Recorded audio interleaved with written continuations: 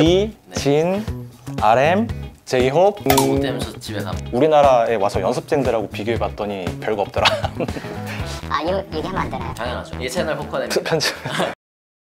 종이의 집 보셨어요? 아시죠? 종이의 봤습니다. 집. 종이의 집 모르세요? 잘 모릅니다. 유튜브로 하면 안 될 것 같은데 지금. 안녕하세요. 부자를 꿈꾸는 개미 북꿈입니다. 최근 증시에서 빅히트가 엄청 이슈였죠. 방탄소년단의 소속사라는 것도 있지만 증시에 상장하기 직전에 BTS가 빌보드 핫백 차트에서 1위를 하면서 아 이거 상장하면 주가 떡상하는 거 아니냐 뭐 이런 얘기도 많이 나왔고요. 근데 기대감은 굉장히 컸는데 상장하자마자 안타깝게도 주가가 엄청 미끄러져 내려서 지금은 뭐 처참한 수준입니다. 심지어 이 빅히트 주식이 환불이 되냐 뭐 이런 말씀을 하시는 분들도 계시고요. 그런데 그동안 엔터업종에 대해서 취재를 하고 기사를 쓰면서 이런 생각이 들더라고요. K-팝의 가치에 대해서 제대로 알고 투자를 하는 투자자들은 얼마나 될까 하는 그런 생각이 좀 들더라고요. 오늘날 K-팝은 왜 이렇게 전 세계적인 인기를 끌게 됐을까? 그리고 과연 K-팝은 뭐라고 볼 수 있을까에 대해서 자본시장 사이즈가 아닌 문화산업계에 종사하시는 분들을 모시고 자리를 마련했습니다. 어렵게 모셨습니다. 대중음악 평론가시고요. 웹진 이즘의 편집장을 지내셨고 음악 유튜브인 저스트팝 그리고 멜론 스테이션 인디스웨이의 진행을 하시고 다수의 매체에 활발히 기고도 하고 계시는 평론가 정민재님 모셨습니다. 반갑습니다. 안녕하세요. 네. 평론가님 주식 하시나요? 안 하고요. 저도 부자가 되고 싶은데 네. 모르겠어요. 빅히트 주식을 안 사신 게 정말 신의 한 수가 아니었을까라는 그런 생각이 드는데 일단은 K-팝이 뭔가에 대해서 좀 알아봐야 될 것 같더라고요. 그래서 과연 K-팝이 뭐라고 생각하세요? 근데 일단 이 답변을 하기 전에 우리 진행자의 지금 상태를 체크해야 되니까. 그렇죠. 방탄소년단 우리가 앞에서 얘기했고 빅히트 얘기했잖아요. 방탄소년단 몇 명인지는 아시죠? 7명입니다. 누구 있는지 다 아세요? B, 진, RM, 제이홉, 이거 때문에 저 집에 갑니다. 지민, 네. 슈가, 네. 잠깐 끊고 레알 찐 당황했는데 아니 이거 이렇게 어렵게 나오면은 안 돼요. 그러면 지금 빅히트 주식을 얘기하냐 마냐가 이거에서 지금 일단 전제가 안 되죠. 전국. 네. 전국. 그 친구 이제 조만간 군대 갈 수도 있다는. 군대 얘기를 자꾸 하시던데 그때 요새부터. 지금 빅히트 막 주식 얘기를 하고 막 많은 사람들이 뭐 주식을 사냐 마냐 막 거품이냐 아니냐 뭐 이런 얘기를 하면서 하던데 방탄소년단 7명이 누가 있는지도 모르면서 주식을 사는 게 말이 되냐는 생각을 했어요. 그래서 우리 진행자의 상태를 보니 오늘 초급반으로 가야 될 것 같다는 생각이 드네요. K-팝이라는 게 얘기하셨지만 코리안 파퓰러 뮤직이거든요. K-팝이라는 용어가 각인된 거는 2000년대 후반입니다. 근데 사실 이 용어는 우리가 쓴 게 아니었어요. 처음에 해외에서 먼저 썼단 말이죠. 중화권 매체, 뭐 중국, 대만, 동남아시아 쪽, 싱가포르, 또 일본에서도 K-팝이라는 용어를 쓰면서 뭐 한국 가수들을 소개하고 이렇게 됐었는데 K-팝이 이제 지칭하는 거는 10대들에게 특히 반응이 있었던 이제 기획사가 좀 주도해서 자본이 많이 들어갔던 그런 아이돌 그룹, 아이돌 가수들의 음악을 K-팝이라고 통칭을 했던 거죠. 그러면은 그거를 처음 시작한 게 SM이라고 봐야 되나요?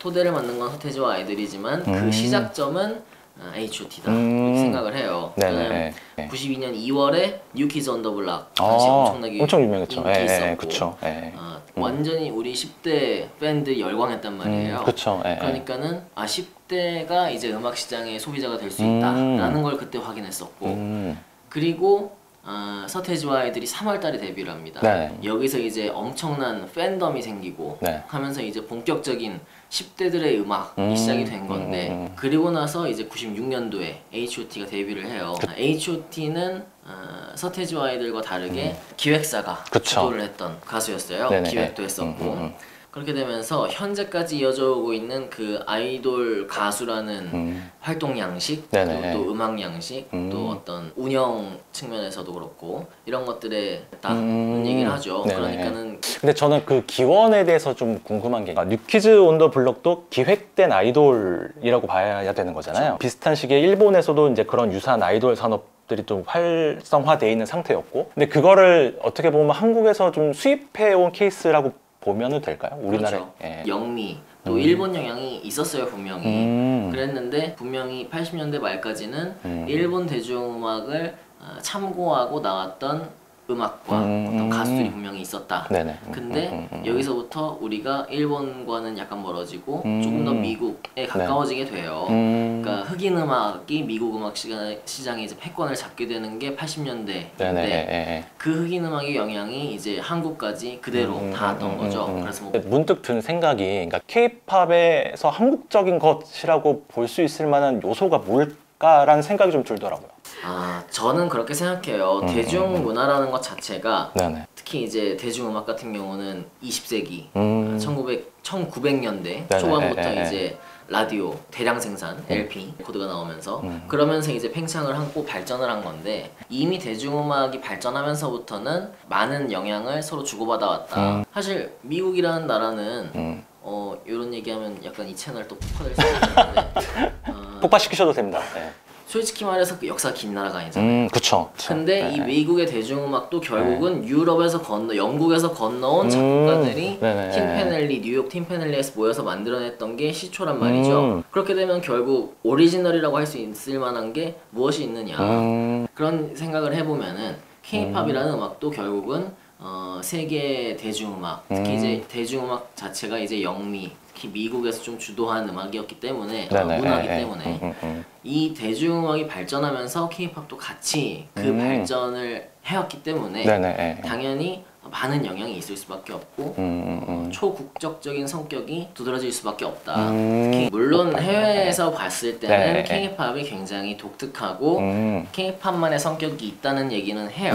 왜냐면은 들어오면은 멜로디가 굉장히 선명해요. 이게 우리나라의 대중이 약간 멜로디를 또 선호하는 경향이 강하고 방탄소년단도 마찬가지고 당연히 뭐 블랙핑크도 그렇고 뭐 블랙핑크의 Love Seekers 이번에 나왔던 노래도 사실 들어오면은 그 멜로디 부분이 굉장히 튄단 말이죠. 근데 카디비가 이번에 했던 웹이라는 노래는 지금 멜로디가 거의 없는 노래예요.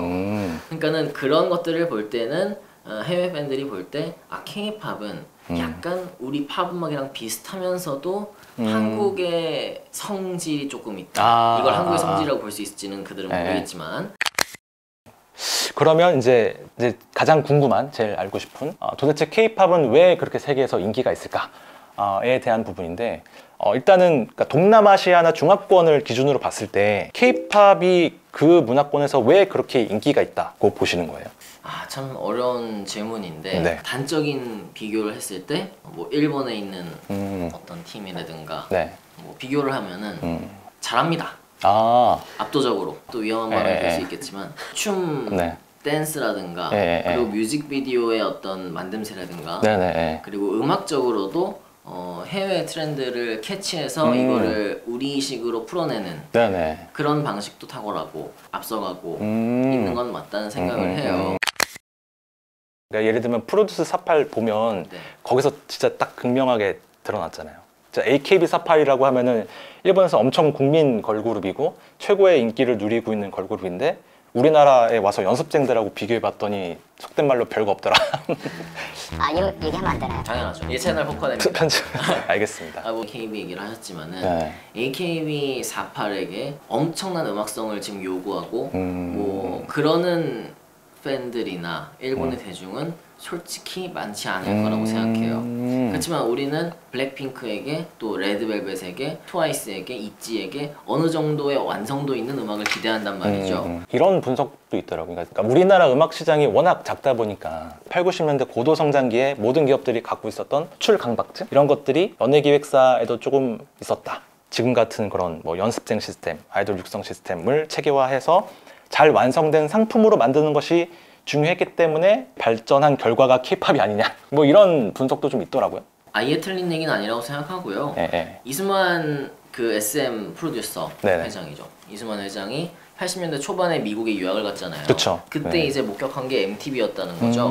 마이클 잭슨 나오죠, 마돈나 나오죠, 프린스 나오죠 하는데 그래서 이제 한국에 들어와서 뭐 현진영 씨도 발굴을 하고 그리고 뭐 H.O.T도 개발을 하고 이렇게 됐던 건데 중국에 갔더니 H.O.T가 북경에서 무려 공연을 하더라.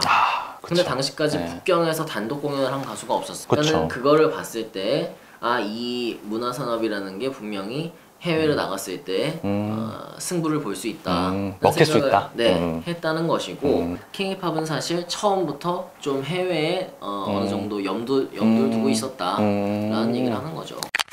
우리랑 전혀 다른 문화권에 있는 뭐 지금 사실 음악 시장의 메인스트림은 영미잖아요. 그들은 우리와 인종도 다르고 여러 가지 뭐 문화적인 배경이라든지 뭐 역사라든지 이런 것도 전혀 다른데 왜 그들은 케이팝에 열광할까? 우리가 이제 그 화면에서 보고서 충격을 받았던 게 뭐 금발에 푸른 눈을 한 그런 여성들이 뭐 우리 케이팝 그룹을 보면서 막 오빠 거리고 열광하는 이제 그런 모습들이었잖아요. 근데 서구의 팬들은 왜 케이팝을 좋아하는 걸까요?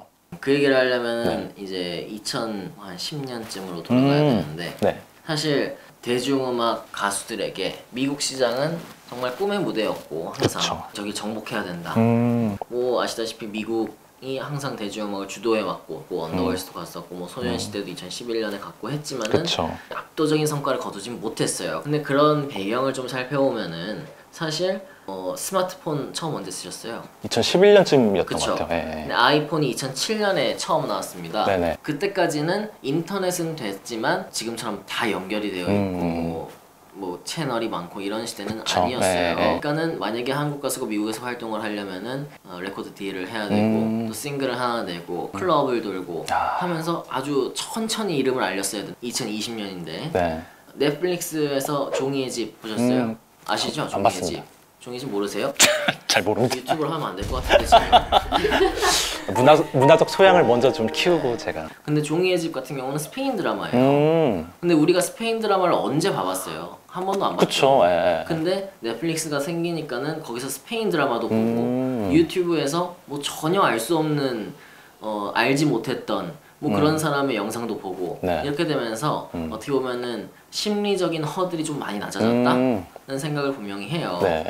그러면은 사실 K-팝이라고 하는 것도 접근성이 있어도 이게 세계 팬들의 마음을 사로잡을 만한 요소가 없었다면은 인기가 이렇게까지는 없지 않았을까? K-팝을 봤을 때는 K-팝의 음악적인 성격이 그러니까 미국의 영미의 팝 음악과 많이 닮아 있는 부분이 분명히 있다.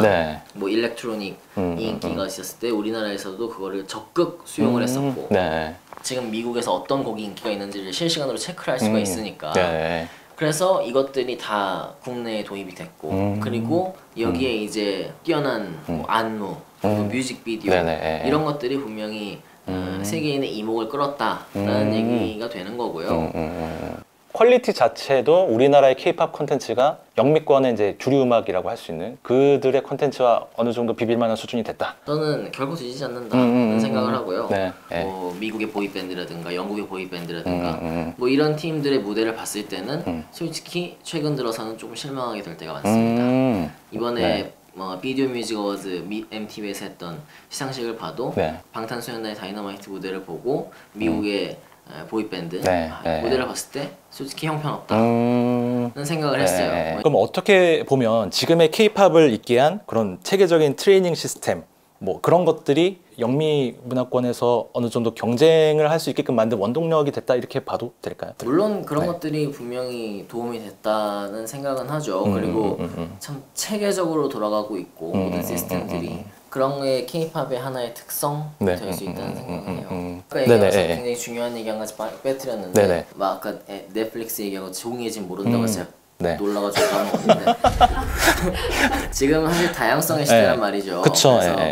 그리고 문화산업 같은 경우는 항상 뭐 10대, 20대, 1020 이 세대가 주도를 해왔단 말이에요. 근데 이 세대는 아까 얘기했듯이 스마트폰 그리고 뭐 인터넷 그리고 유튜브 넷플릭스 이런 것들을 통해서 굉장히 많은 문화를 접한 세대입니다. 그래서 K-팝을 봤을 때도 이거 외국어를 하는데 이거 못 듣겠는데 이런 게 아니고 딱 봤을 때 약간 끌리는데 마음이 동하는데 이러면 보게 된다는 거죠. 이게 사실 그 세대에게 K-팝은 분명히 외국의 컨텐츠이지만은 이게 매력적이고 완성도가 있다면은 이걸 받아들일 수 있는 준비가 됐다라는 거죠. 그리고 뱀의 머리다. 뱀이라고 하니까는 느낌이 또 좋지 않네요. 그러니까 뭐 그 예전에 케이윌의 노래 중에 그거 있었잖아요. 못생긴 사람 중에 내가 제일 잘생겼다. 얘기하실수록 굉장히 마이너스가 되는 것 같은데.